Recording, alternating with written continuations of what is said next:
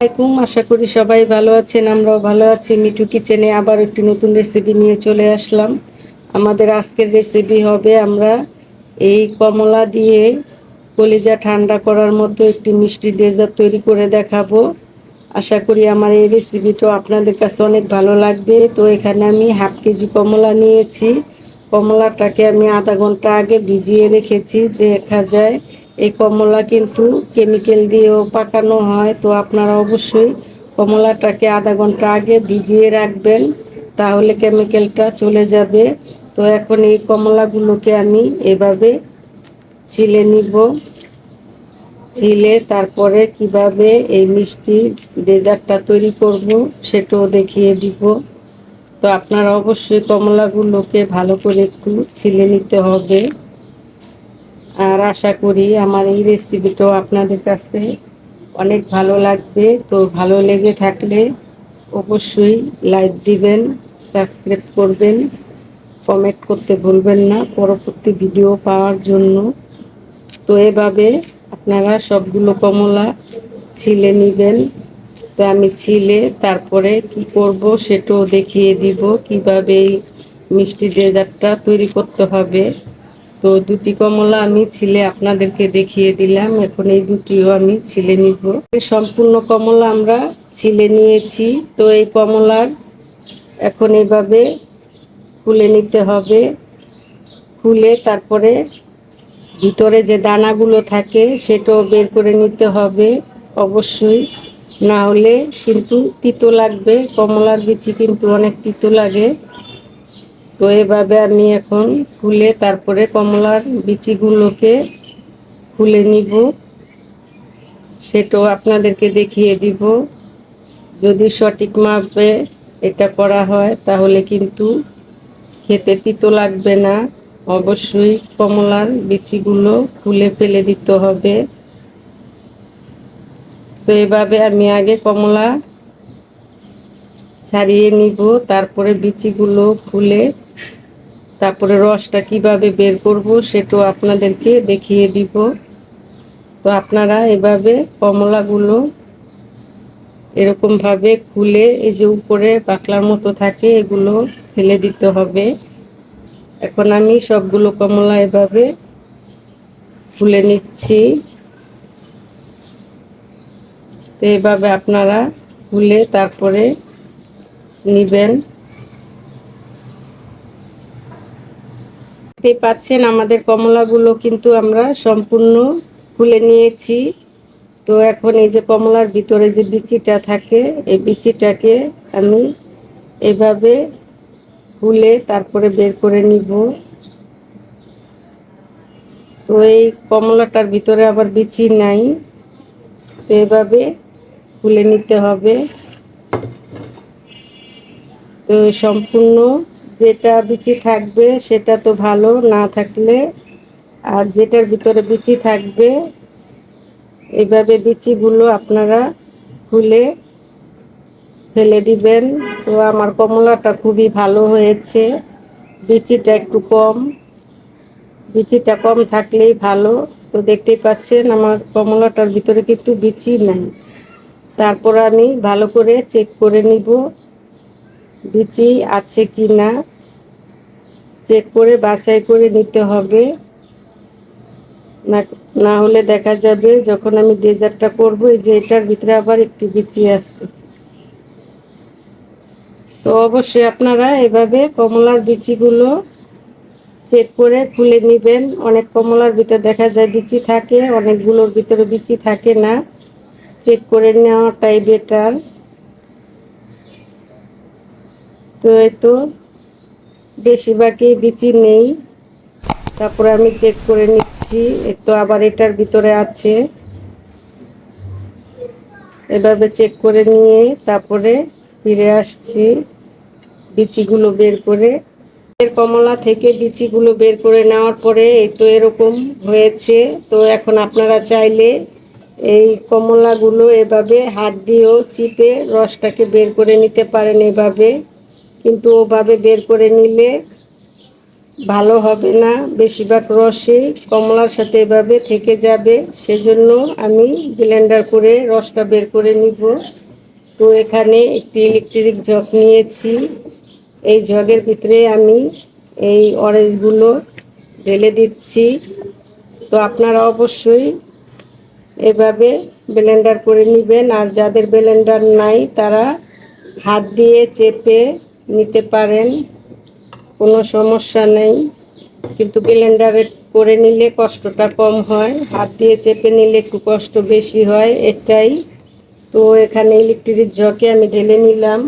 এখন এর সাথে আমি কি কি অ্যাড করব সেটাও দেখিয়ে দিব। এই মিষ্টি ডেজার্টটা তৈরি করার জন্য কি কি লাগবে দেখিয়ে দেই। তো আগার আগা পাউডার লাগবে, এটা তরল জিনিসকে জমাতে সাহায্য করে। এটা বড় বড় মুদির দোকানে আপনি চাইলেই পেয়ে যাবেন, বললেই দিয়ে দিবে যে আগার আগা পাউডার। যারা চিনেন না তাদেরকে দেখিয়ে দিলাম। আর লাগবে স্বাদ মতো লবণ। তো আমি এখানে 1 টেবিল চামচের 3 ভাগের 1 ভাগ নিয়েছি। সামান্য একটু পরিমাণ লবণ যদি মিষ্টিতে দেওয়া যায়, মিষ্টির ব্যালেন্সটা কিন্তু আরও বেড়ে যায়। আর এখানে আমি নিয়েছি এটা 1/4 কাপ, মেজারমেন্ট কাপ অনুযায়ী চিনি নিয়েছি।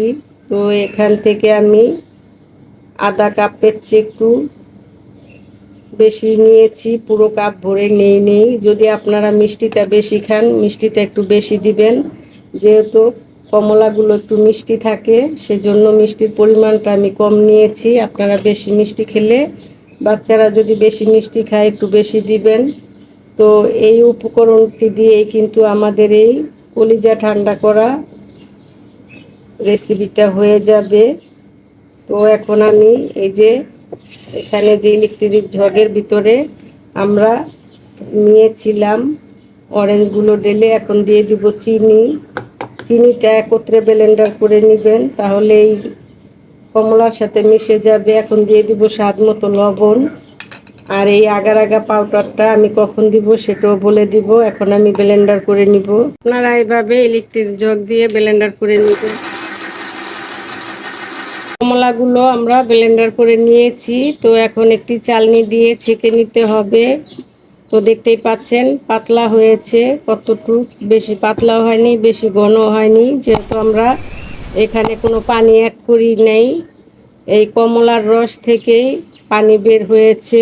যে রসটা থাকে কমলার ভিতরে আর চিনি থেকে, সেই পানিতেই হয়ে যায়, কখনো পানি অ্যাড করবেন না। তো এখন আমি চেলে নিব। চেলে নেওয়ার জন্য এখানে আমি একটি ছাঁকনি ব্যবহার করব। তো অবশ্যই চেলে নিতে হবে।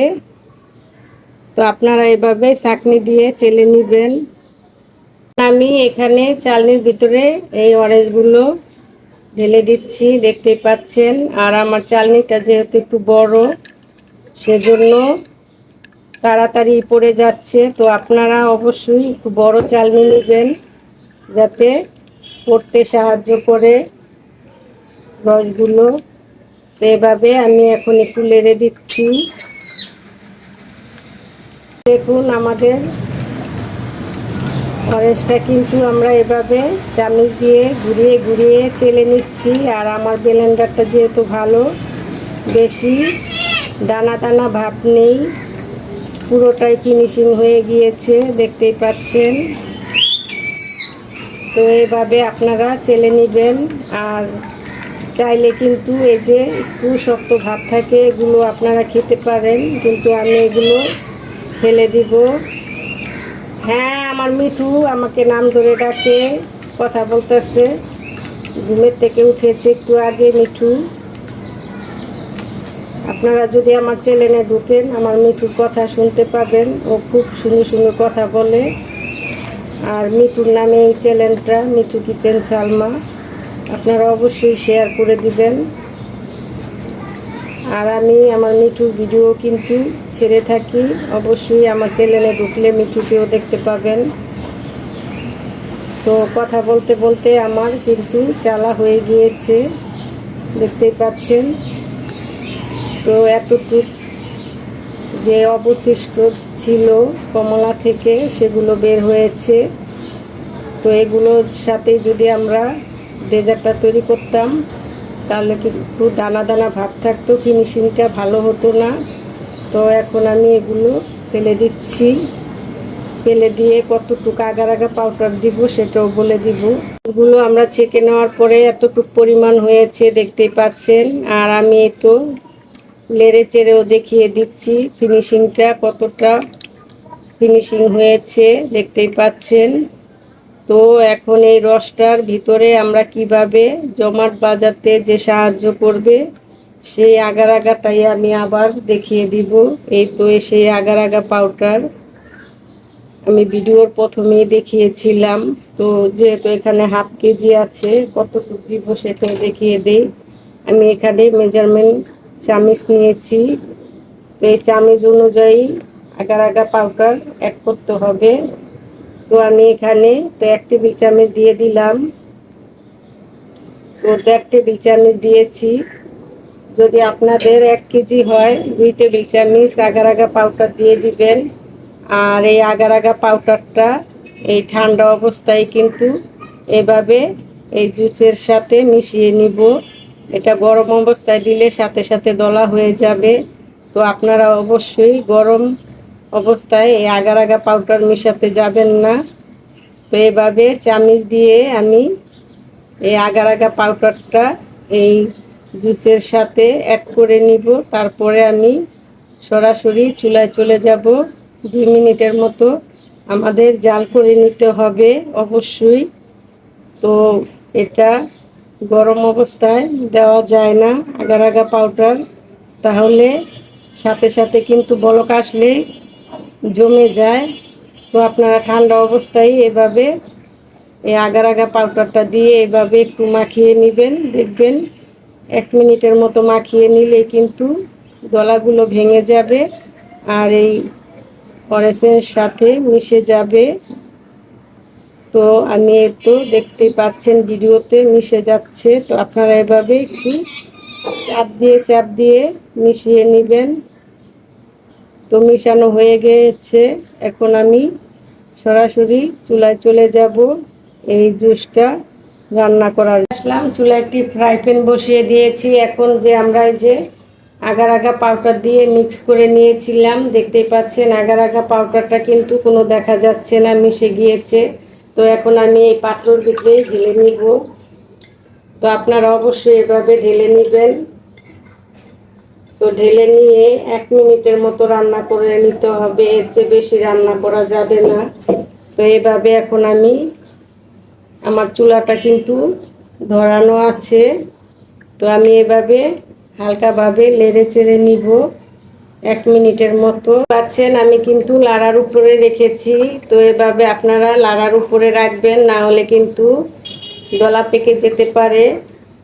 সামান্য একটু বলক আসার আগ পর্যন্ত অপেক্ষা করতে হবে। একটা বলক চলে আসলেই আমরা অরেঞ্জগুলো নামিয়ে নিব। তো দেখতেই পাচ্ছেন এভাবে কিন্তু লাড়ার উপরেই রাখতে হবে, না হলে দলা পেকে যাবে। আমি তো আবারও বলে দিলাম। আর আপনারা এখানে চাইলে কালার ফুডও অ্যাড করতে পারেন, যেহেতু আমি অরেঞ্জ কালার হয়েছে আমার, আর কালার ফুড আমি অ্যাড করব না। আপনারা চাইলে করে নিতে পারেন, কিন্তু এভাবেই কালারটা সুন্দর দেখা যাচ্ছে। তো আমার এই ভিডিওটা যদি আপনাদের ভালো লেগে থাকে, একটু উপকৃত হয়ে থাকেন, অবশ্যই লাইক দিয়ে দিবেন। সাবস্ক্রাইব ইতিমধ্যে যারা করেছেন তাদেরকে অসংখ্য ধন্যবাদ। আর যারা এখনও করেননি আমার চ্যানেলটাকে সাবস্ক্রাইব করে দিবেন আমাকে সাপোর্ট করার জন্য। দেখতেই পাচ্ছেন বলক চলে এসেছে। এরকম একটা বলক আসলে চুলাটা বন্ধ করে দিবেন। এখন আমি চুলাটা বন্ধ করে দিলাম। তো এরকম বন্ধ করে তারপরে আমরা যেই কাপে সেট করব এই কাপে ঢেলে নিব। তো বলক আসার আগ পর্যন্তই এমন অপেক্ষা করবেন। আর দেখুন আমাদের কালারটাও কিন্তু চেঞ্জ হয়ে গিয়েছে। জুসটা আমরা নামিয়ে নিয়েছি। এখন দেখতে পাচ্ছেন হালকা একটু ঠান্ডা হয়ে গিয়েছে। এই অবস্থায় এখন আমি কাপে ঢেলে নিব। তো কাপে ঢেলে নেওয়ার জন্য এখানে আমি রেডিমেড কাপ নিয়েছি। আপনারা চাইলে কাচের বাটিতেও সেট করতে পারেন, কোনো সমস্যা নাই। চাইলে গ্লাসেও সেট করতে পারেন। এখন এই মেজারমেন্ট কাপ দিয়ে মেপে মেপে ঢেলে নিব। তো এইভাবে আমি অরেঞ্জগুলো ঢেলে নিচ্ছি। এখানে আমি 5টি কাপ নিয়েছি, দেখতে পাচ্ছেন। আর এটা হালকা গরম অবস্থায় কিন্তু সেট করে নিতে হবে, না হলে ঠান্ডা হলে কিন্তু জমাট বেঁধে যাবে। তো আপনারা এভাবে ঢেলে নেবেন যে কোনো বাটিতে। তো আমার কাছে এই বাটিগুলো ছিল, সেজন্য আমি এই বাটিতে ঢেলে নিচ্ছি। তো এভাবে আমি সম্পূর্ণ জুসগুলো এভাবে ঢেলে নিচ্ছি। অরেঞ্জগুলো আমরা 5টি ফিরনি কাপে ঢেলে নিয়েছি, দেখতেই পাচ্ছেন। পরিমাণটাও ঠিক মতন হয়েছে। আমার যে কয়টা আমি কাপ নিয়েছি পুরোটাই ভরে গিয়েছে। তো আপনারা এরকম করে যে কোনো ধরনের ফল দিয়ে কিন্তু এই মিষ্টি ডেজার্টটা এই রমজান মাসে তৈরি করে খেয়ে দেখবেন, খুবই ভালো লাগবে। আর কম বেশি এখন সবার ঘরেই ফল থাকে, তো আপনারা যে কোনো ফল দিয়েই এইভাবে ডেজার্টটা তৈরি করে নিতে পারেন। এখন আমি ঠান্ডা হয়ে গিয়েছে, এখন আধা ঘন্টার জন্য নর্মাল ফ্রিজে রেখে দিব। ফিরে আসবো আধা ঘন্টা পর, তখন দেখাবো কীরকম হলো। আর অবশ্যই ঠান্ডা করে ফ্রিজে রাখবেন, গরম অবস্থায় রাখতে যাবেন না, ঠান্ডা করে তারপরে রাখতে হবে। তো ফিরে আসছি আধা ঘন্টা পর। আসলাম আধা ঘন্টা পর। আধা ঘন্টার জন্য আমরা এই প্লেটেই নর্মাল ফ্রিজে রেখে দিয়েছিলাম। তো দেখতেই পাচ্ছেন আমাদের কমলার অরেঞ্জ দিয়ে যে আমরা তৈরি করেছিলাম এই মিষ্টি ডেজার্টটা কতটা পারফেক্ট হয়েছে। তো আঙ্গুল দিয়েও চেক করে দেখিয়ে দিলাম।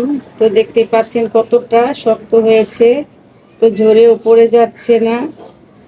এটাকে ছুরি দিয়ে কেটে নিতে হবে সাইডগুলো।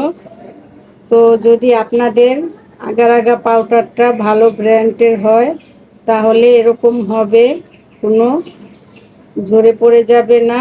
আর এটা ফ্যানের বাতাসে রাখলেও কিন্তু এরকম টাইট হয়ে যাবে।